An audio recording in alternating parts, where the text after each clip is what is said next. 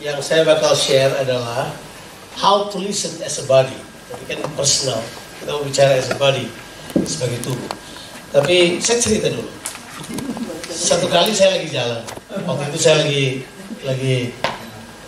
lagi dating lah sama satu orang yang lain.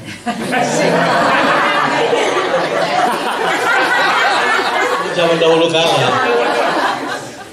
Jadi lagi sebentar oke, hubungan gitu baik sekali, maksudnya saya kan orang baik. Tak pernah macam-macam. Prinsip saya dalam relationship itu begini, satu aja udah susah. Karena saya bukan orang yang gampang memulai hubungan sama orang lain.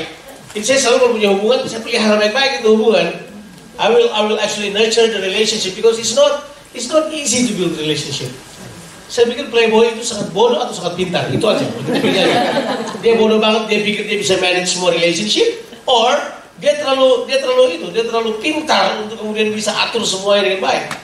Saya bodoh untuk hal tersebut. Saya kemudian tidak merasa bahwa saya harus memaksakan satu di nurture aja. Jadi satu aja, nggak macam-macam, nggak punya banyak. Satu kali saya lagi jalan. Nah, saya berdoa beda sama yang lain. Orang lain kalau berdoa kan sendiri di kamar, saya enggak. Saya kalau berdoa saya jalan-jalan, saya sambil ngobrol sama Tuhan. Saya berdoa, saya bukan tipe orang yang kayak gitu. Saya ngobrol sama Tuhan, saya gini. Saya dengar dia mau bicara apa buat saya. Satu kali saya lagi jalan. Kalau saya tahu Mangu itu ada jalan-jalan tikus ke atas ke satu tempat yang namanya Pancot. Namanya Pancot. Saya jalan-jalan ke Pancot. Sebentar jalan-jalan ke Pancot, tiba-tiba Tuhan bicara buat saya. Nah, suaranya buat saya itu nggak terlalu luar biasa. Suaranya cuma bilang begini buat saya. Ini this is what God spoke to me. Why strive for the second best? Kenapa bergumul untuk yang second best? Saya biasa aja, second best. Tiba-tiba saya mulai apply pada diri saya, second best. So my relationship is actually second best. Wow, berarti ada yang the best dong. Iya gak? Kenapa strive for the second best? Oh iya, tapi kan gak mau, saya mau begitu aja. Tapi begitulah, begitu Tuhan bicara buat saya, waktunya gak lama loh. Say 3 minggu, 1 bulan kemudian, hubungan kita tiba-tiba berhenti aja begitu. Berhenti sederhana. Kalau tiba-tiba dia suka orang lain, bisa aja begitu. Ya saya susah juga, sedih. Tapi itulah saya belajar bahwa gak apa-apa. Kemudian saya mau tahu which one is the best. Kan? Saya mau tahu yang the best ya. Kemudian dengan cara yang sangat sederhana, ketemulah saya dengan Ina. Gak tahu caranya bagaimana. Apakah dia naksir saya, apa saya naksir dia, itu nanti kita bicarakan bersama. Kita minum kopi bersama-sama. Tapi yang jelas pertemuan kami terjadi begitu aja. Waktu itu nggak ada. Saya nggak. Dia mungkin dapat banyak tanda. Saya nggak. Nggak ada malaikat lompat nggak masuk ke Ina lagi selalu. Nggak ada. Saya juga nggak bakal tiba-tiba mukanya muncul di piring. Nggak ada juga. Nggak ada orang yang bernubuat buat saya. Nggak ada. Karena ibu udah punya pacar. Saya pertama ketemu dengan dia temani saya makan, dia grogi, saya juga grogi. Kita grown up man and a grown up woman, we meet together, gak ada hubungan apa-apa sambil makan. Pas hari itu ulang tahun saya, sebawain lah saya makanan cake dan kemudian pakai tiup-tiup lilin segala. Selebihnya history. Yang saya mau bilang buat saudara, bahwa secara personal Tuhan bisa bicara buat kita. Tapi sekarang kita mau berbicara as a body. How to listen to the Lord as a body. Itu penting banget. Supaya saudara bisa bergerak bersama. Tujuan kita camp begini supaya kita terbiasa untuk mendengarkan suara Tuhan as a body. Nah, siapa yang percaya kalau Tuhan adalah kepalanya kita? God is our head. Betul ya? Jesus is our head. Jesus is the head of His body. We are His body. Nah, mendengar suara Tuhan secara tubuh itu adalah sebuah realita yang harusnya semua gereja, semua komunitas miliki. Kita harusnya terbiasa untuk mengerti apa yang Tuhan sedang sampaikan buat kita. Masih ingat waktu Tuhan sampaikan suaranya lewat surat yang disampaikan oleh Yohanes kepada orang-orang yang ada di 7 jemaat di kitab di kitab Wahyu 2 dan Wahyu 3. Sudah pernah baca tersebut? Sampaikanlah pesan ini kepada malaikat Tuhan di Efesus, di Smyrna, di Tiatira, di Pergamus. This is what the Lord said. Whosoever have ear, listen to the voice of the Lord. Siapa saja yang punya telinga, hendaklah dia mendengarkan suara Tuhan, suara Roh Kudus yang berbicara kepada mereka. Dengan kata lain begini, Tuhan mau berbicara kepada kita sebagai satu kelompok. Sebagai garam, Tuhan mau bicara kepada kita. Oh, secara personal Tuhan bicara kepada kita, one by one. Tapi sebagai garam, Tuhan bicara kepada kita. What is the voice of the Lord for garam? Apa? Dan itu gak mudah. Saya tahu persis kalau toh itu cuma datang dari saya harus katakan kepada saudara. Saudara perlu tes, saudara perlu uji, saudara perlu lihat apakah ini mendorong pertumbuhan rohani saudara. Boleh saya beritahu buat saudara? 80% of Christians around the world, they think they need to be controlled by something above themselves. 80% orang Kristen di dunia ini merasa bahwa mereka perlu dikendalikan oleh sesuatu. Saya tidak berpikir demikian. Harusnya setiap kita punya hubungan dengan Tuhan dan bisa mengerti apa yang Tuhan sedang katakan buat kita. Supaya begini, kita terbiasa tidak dikendalikan oleh sistem, tapi kita dikendalikan oleh Tuhan. We have to learn. Because for many years, many individuals in the Church of God actually give themselves to be controlled by other people, to be controlled by a system, not by God. Tapi di sini kita harus belajar, kita harus membiasakan diri kita to be controlled by the Spirit of the Lord. Through the body. Setuju ya? Dan makanya ini kita perlu mengerti prinsip ini. We are all, kalau saudara masuk ke dalam garam, saudara itu dibaptis ke dalam sebuah tubuh yang namanya garam, gitu aja. Kalau saudara mau dibaptis ke tubuh yang lain, silahkan. Tapi kita harus belajar untuk mendengarkan suara Tuhan. Di situ harus, secara tubuh kita harus belajar. Sebab Tuhan kita adalah kepala, betul kan? Betul ya? So kepala gereja ini bukan Jonathan, bukan Ina, bukan siapapun, bukan. Jadi kepala jemaat di garam bukan saya. Kita juga anggota tubuh. Just as you are, we are also the member of the body. Myself and Ina, we are the member of the body. In the ministry, in the dalam pelayanan, di dalam manifestasi pelayanan, kita mungkin adalah pemimpin-pemimpin. As fathers, as mothers, kita mungkin ada beberapa orang yang ditetapkan sebagai hal tersebut. Ada Pastor Sam, ada Pastor Yudi, ada yang lain-lain lagi yang sedang dipersiapkan untuk hal tersebut. Tapi prinsipnya begini, Tuhan kita mau berbicara kepada kita sebagai garam. Dan sebagai garam, apa yang harus kita kerjakan secara bersama-sama, betul ya? Setuju gak kalau saya bilang begitu? Let me give you an example. Okay. Kalau kepala mau sesuatu, if your head needs something to be done through your body, and seluruh tubuh akan mengerti apa yang kepala maksudkan. Yeah. Understood? Yeah.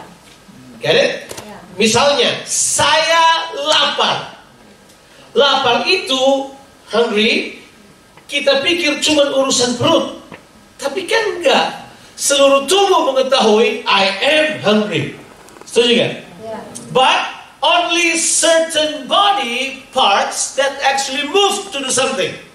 Betul gak sih? Kita lapar, perut yang rasa, tapi kemudian seluruh tubuh mengetahui kita lapar. Kadang-kadang tangan mulai gemetar sedikit, mata kunang-kunang, otak gak berfungsi, banyak hal yang lain. Ada yang mulai kembung-kembung perutnya, ada yang mulai gak bisa mikir nih, ada yang jadi lemes, kan ada yang kayak gitu, terserah. Tapi the whole body experience something, betul kan? Betul kan? Tetapi yang memberi reaksi tercepat waktu kita lapar, itu apa kira-kira? Otak. Ya, otak di kepala. Sudah, itu dia bereaksi cepat. So, sekarang kepala adalah Yesus, kita adalah bagian tubuhnya, betul kan? Biasanya yang bergerak terlebih dahulu adalah my head command the feet to walk towards the fridge. Jadi sekalipun Tuhan berbicara kepada seluruh tubuh, only the feet parts actually moving, right? Jadi lihat gak? Tuhan berbicara kepada seluruh tubuh, tapi hanya certain parts actually take action on it. Saya setuju. Tapi seluruh tubuh mengetahui hal tersebut. Kemudian setelah dibuka kulkasnya, mata kita mulai mencari, mata mulai lihat yang mana. Ini ikan babi, ikan ayam, ikan kambing. Ini sayur RW, sayur apa lagi? Gyutandon. Semua itu sayur kan? Tapi kita kemudian lihat, sekali lagi, mata kita mulai berperan. And then, our hands mulai berfungsi. Kita ambil, kita boleh kerjakan. Nah, coba perhatikan ya. Semua ini menunjukkan bahwa sekalipun seluruh tubuh menerima suaranya, yang take action only what? Certain parts of the body. Setuju? Tapi seluruh tubuh give support. Coba tiba-tiba kemudian mata saya menginginkannya, sudah melihat, sudah tahu, perut saya membutuhkannya, otak sudah memerintahkannya, tapi tangan nggak mengambil. Tangan diam aja, rasain lo coba. Apa yang terjadi? The work of the body stopped. Nah makanya ini dia ini. Kita perlu sekali ada dalam satu keadaan di mana kita tune in. Kita tune in kepada apa yang Tuhan inginkan. Semua kita penting, gak ada yang tidak penting. Saudara mesti tahu prinsip ini. Saya sebagai seorang hamba Tuhan mengerti bahwa sebagai komunal, sebagai komunitas garam, kita semua penting. Setiap kita punya bahagian yang harus kita mainkan.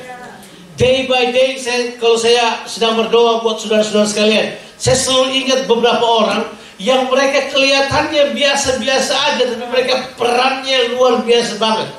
Saya cuma mau komen satu orang aja. Ya. Nanda Makahanap ini, dia cuma datang di Auburn untuk main gitar. Itu pelayanan Nanda.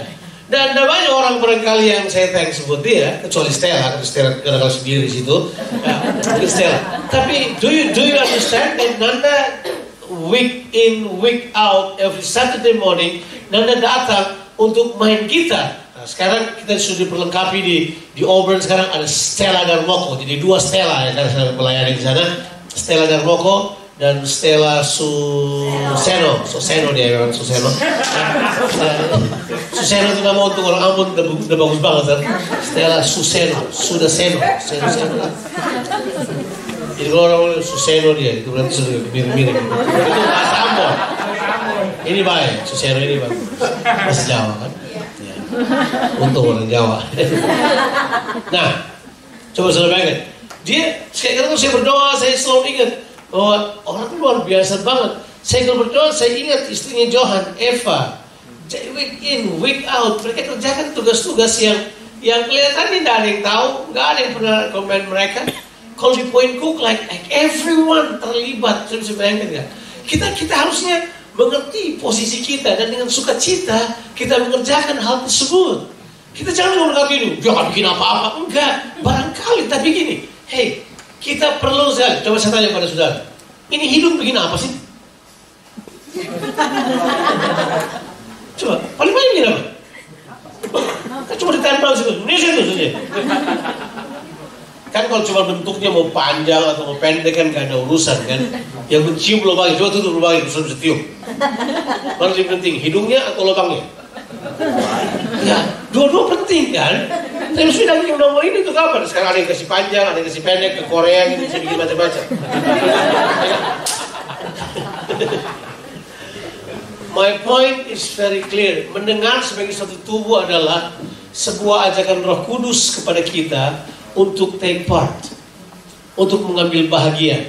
Ada mungkin yang baru aja, mereka nggak tahu apa-apa, mereka mungkin nggak tahu apa-apa, tapi again, kita kemudian kalau tahu posisi kita mendengar dari Tuhan. Siapa yang tahu bahwa kesadaran bersama itu penting sekali?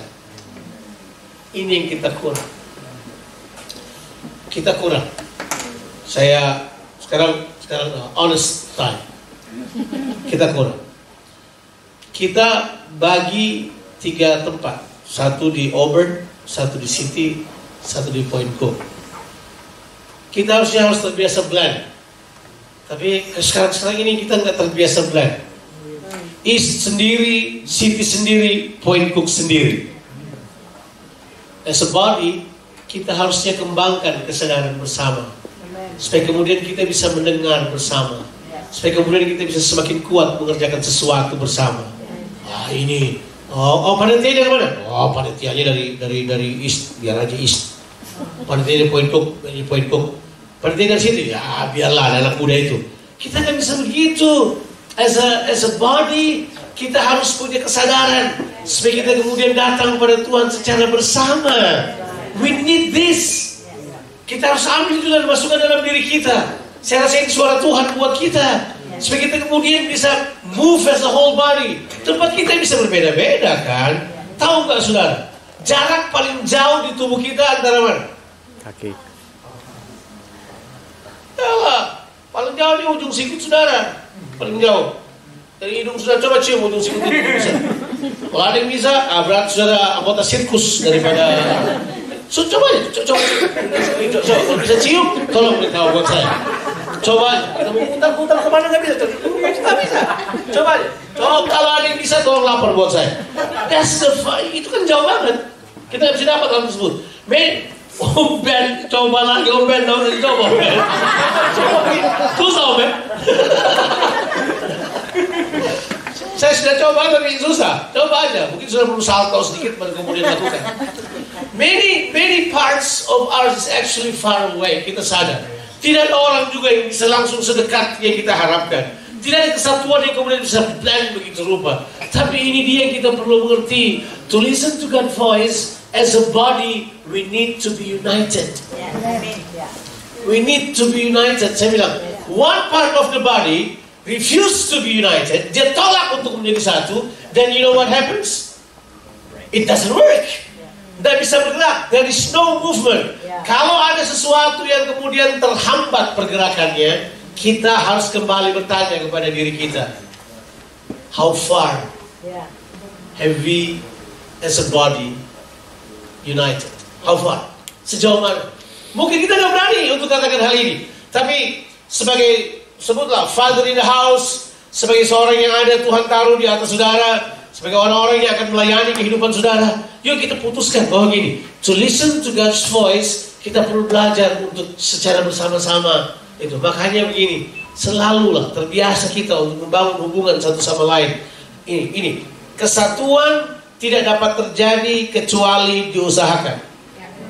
Salah kalau kita berkata begini, Roh Kudus satukan kami. Roh Kudus bilang sudah, kamu aja yang gak mau. Karena kita berkata apa? Peliharalah, usahakanlah. Itu kata-kata yang dipakai untuk kesatuan. Peliharalah, usahakanlah sesuatu yang harus muncul dari diri kita untuk kemudian get united. Kita tidak berharap ada satu orang yang kemudian nudge, just by themselves, nudge, sendiri aja, nggak bikin apa-apa. Kita tidak mau kayak gitu. Coba ya kalau tiba-tiba mata kanan saya berdiri sendiri di luar, leak itu, atau tiba-tiba ya, tahu ya, bukan leak, siluman.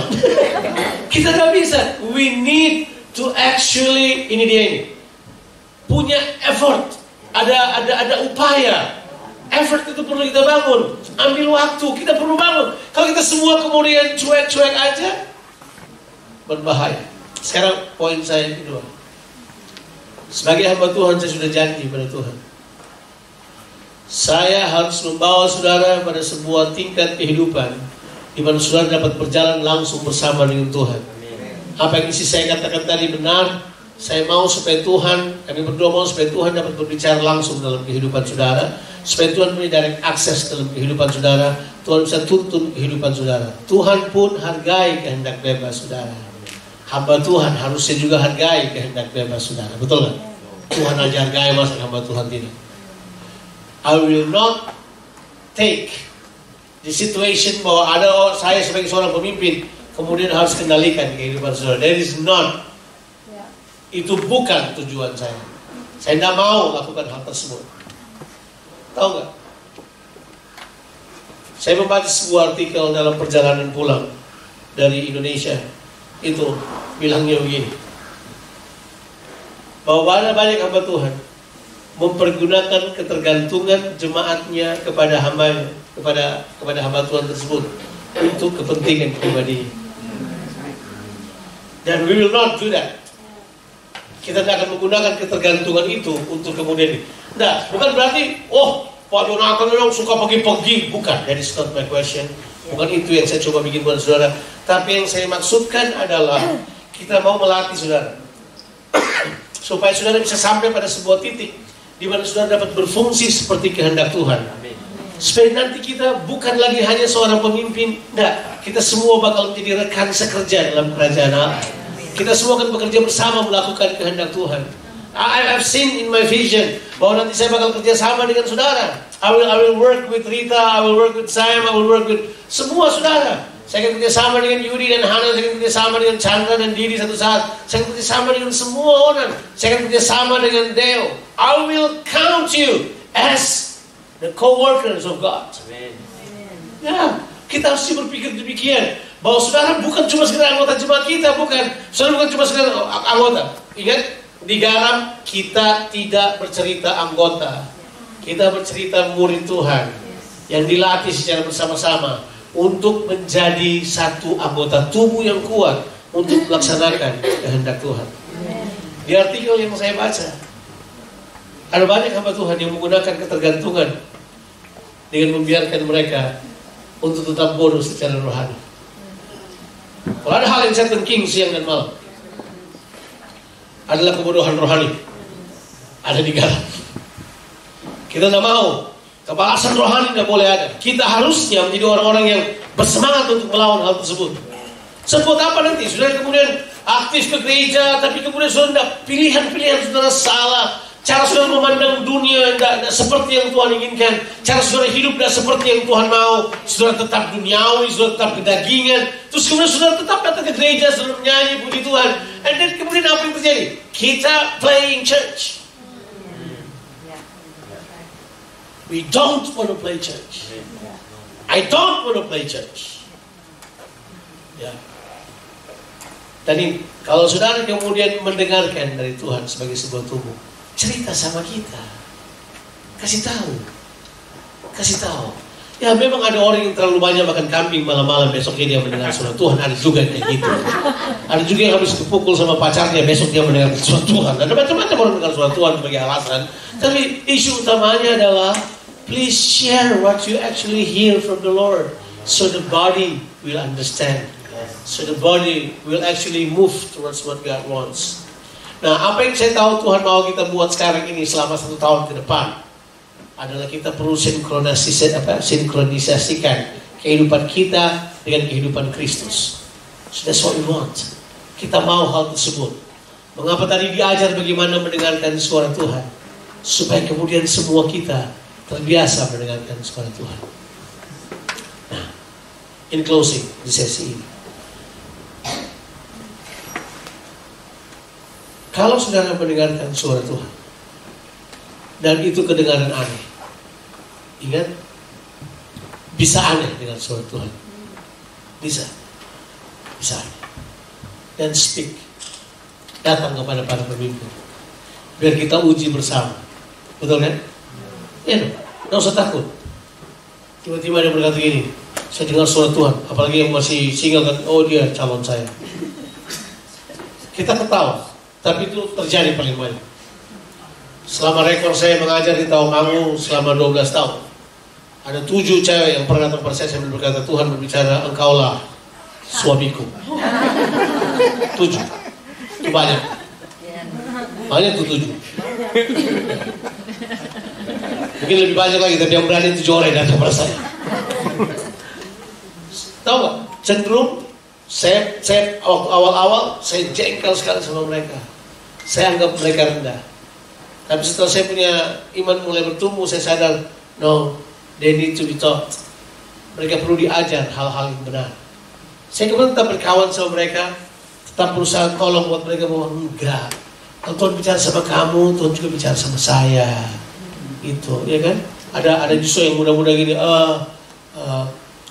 saya dapat suara dari Tuhan bahwa tulang rusuk saya, siapa namanya yang main di itu Sidul anak Betawi itu siapa? Ya, saya tahu anak yang cewek siapa namanya? Bukan satu lagi, yang Kristen. Yang jadi sama lagi Cornelia Agatha. Bayangkan, dia teman saya, Tuhan bicara Cornelia Agatha. Saya bilang kurang, kenapa nggak Angelina Jolie aja lebih baik? Kurang dengar. Nah, the people People can take seriously hal-hal yang mereka rasa penting. Nah gini, kita tidak mau sepelekan, tapi kita mau ajar orang. Ada yang datang pada saya terima suara, mau saya harus melawan dengan naga di bangsa ini. Oke, naga apa? Okay, let's talk about it. What do you see? Let's kita bicarakan hal tersebut. Sebab begini, dunia menganggap mendengar suara Tuhan adalah schizophrenic. Saya ketemu ada baju kaos yang berbunyi begini. When we talk to God, it's a prayer. But when God talk to us, it's a schizophrenic. That's what the world trying to tell us. Menurut mereka, kalau kita bicara pada Tuhan, itu namanya doa katanya. Tapi kalau Tuhan bicara pada kita, itu berarti gila, nggak masuk akal. Saya percaya nggak? Tuhan masih bicara pada kita. Dan dia bicara pada kita sebagai pribadi, tapi dia juga bicara pada kita sebagai apa? Komunal. So I have to stop here. Kita selesai di sini. Gini, coba belajar. Mulailah dari roh saudara. Mulai dari dalam roh saudara saja. Jadi kalau mau berdoa, mau apa, jangan langsung apa yang kita lihat. Coba terbiasa ini. Stimulate your spirit. Stimulate inside. Stimulate yang di dalam saudara. Kadang-kadang lihat dari dalam. Kadang-kadang di dalam kita kan juga macam-macam. Tapi stimulate from the inside saja dulu. Kita selalu ajar, saya selalu ajar. Kalau mau berdoa buat orang, gak usah buat yang lain. Kamu gak usah pikir yang lain dulu. Mulai dari hatimu, start to pray for others. Siapa percaya? Tuhan berdiam dalam hati kita. Amen. Tuhan berdiam dalam roh kita. And through our spirit, He wants to communicate to us and through other people as well. Kita kemudian bisa lakukan hal tersebut. So, mulai dari dalam aja. Oke?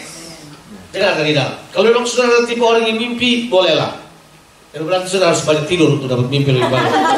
Saya tipe orang yang apa ditunggu. Saya bilang mulai dari dalam aja.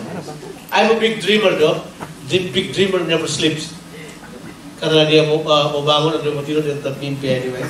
Jadi saya mau bilang ini, coba mulai dari dalam saudara. Tuhan memberkati saudara. Stop here. Kita akan lanjutkan yang lain. Kita istirahat untuk sekarang ya. Iya. Ya. Morning tea sekarang. Dan kemudian sesi berikutnya nanti Pastor Ray akan layani kita. So that's Ivan.